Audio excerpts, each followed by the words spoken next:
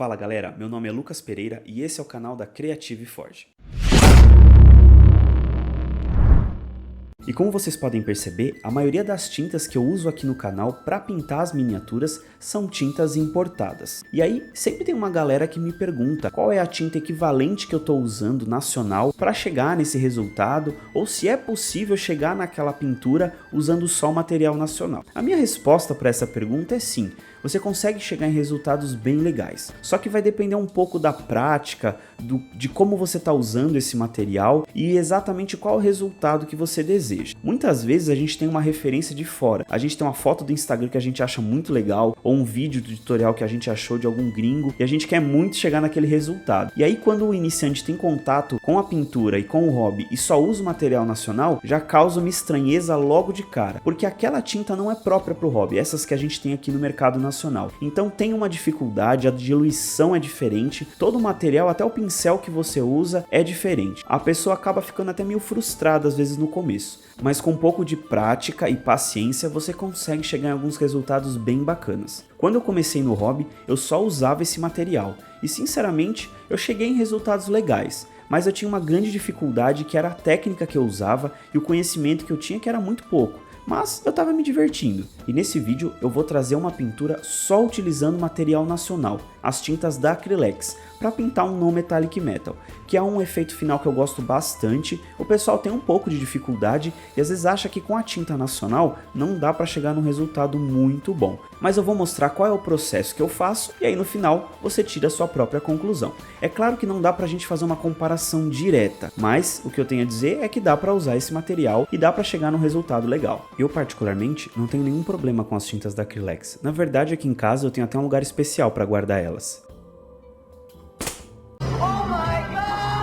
Ixi, polêmico isso aí, hein? Vai subir assim mesmo? Vai dar problema, vai dar problema.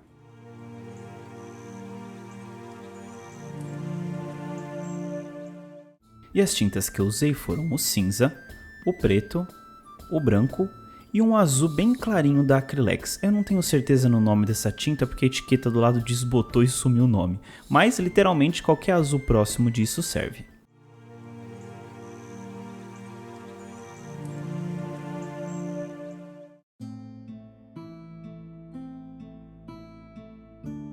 E a minha camada base é uma mistura do preto, do cinza e um pouquinho desse azul para dar uma variação tonal. E a ideia aqui é só fazer uma cobertura inicial. E nessa primeira camada eu estou indo com a tinta não muito diluída para dar uma agilizada no processo, já que meu primer é preto e vai ser um pouquinho mais difícil de fazer essa cobertura. Mas no geral eu até achei que cobriu rápido.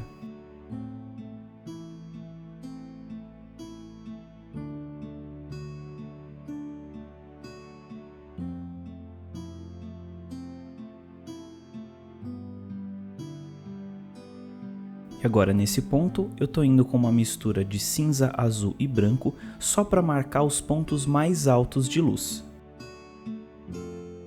E agora eu já sigo dando uma suavizada nessas transições, com a mistura inicial bem diluída.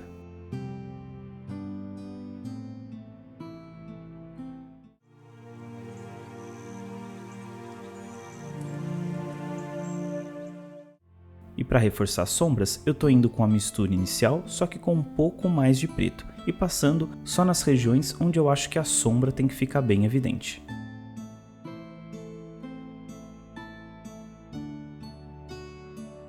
E para suavizar essas transições, eu tô voltando com a mistura inicial um pouco mais diluída, e passando nas regiões entre as sombras e os tons médios.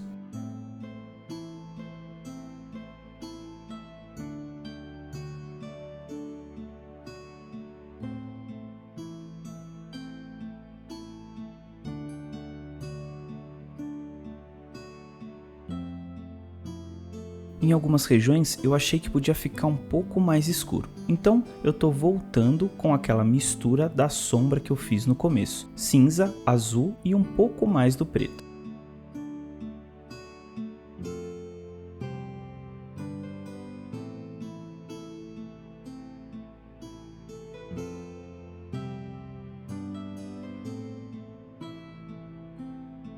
E agora, com o preto quase puro, bem diluído, eu quero marcar a sombra máxima com um pincel mais fininho, para melhorar o contraste. E como essa cor é bem escura, eu estou passando aí no dedo para vocês terem uma ideia da diluição.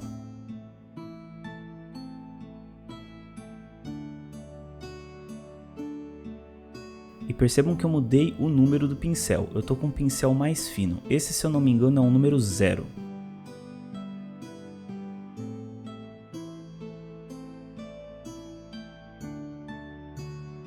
E para dar uma suavizada nas transições das sombras, eu estou indo com aquele tom inicial bem diluído.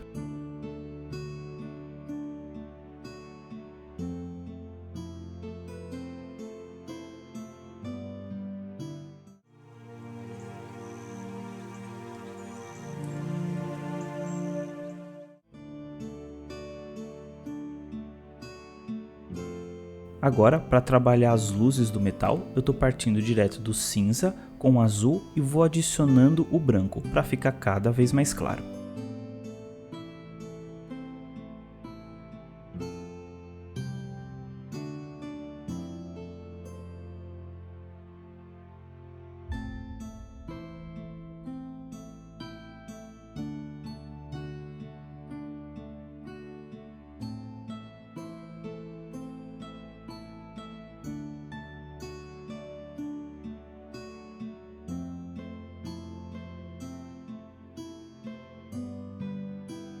E aí em algumas regiões eu decidi dar uma reforçada nas sombras e criar uma divisão na reflexão do metal.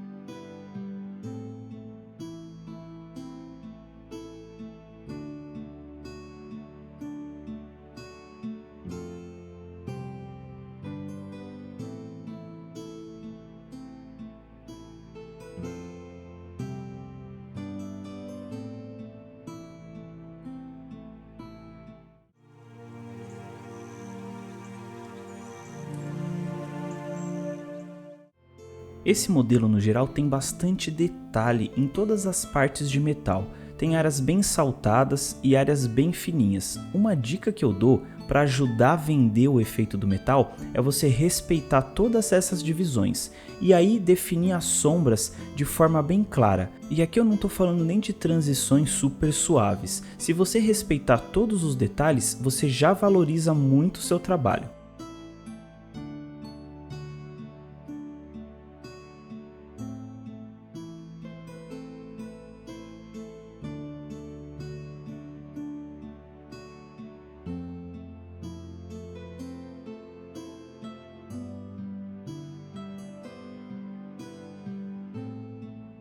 E aí para tentar vender ainda mais o efeito do metal, eu decidi fazer essas highlights um pouco separadas de forma meio irregular, que é mais ou menos como o metal reflete. É claro que isso vai depender da cena da miniatura, do que realmente tem ali perto que está refletindo nesse metal. E aí a gente fica livre para criar essas transições e esses efeitos de luz.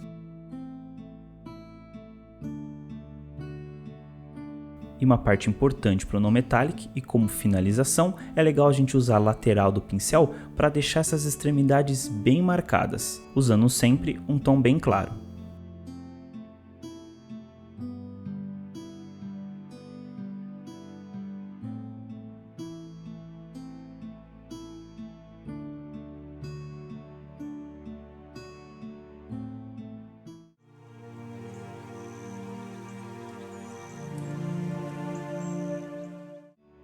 E para dar um pouco mais de detalhe, eu estou fazendo umas marcas de batalha. Eu tenho um vídeo aqui no canal que eu explico exatamente como fazer essas marcas, então eu não vou dar muitos detalhes, mas eu vou deixar o link aqui na descrição desse vídeo.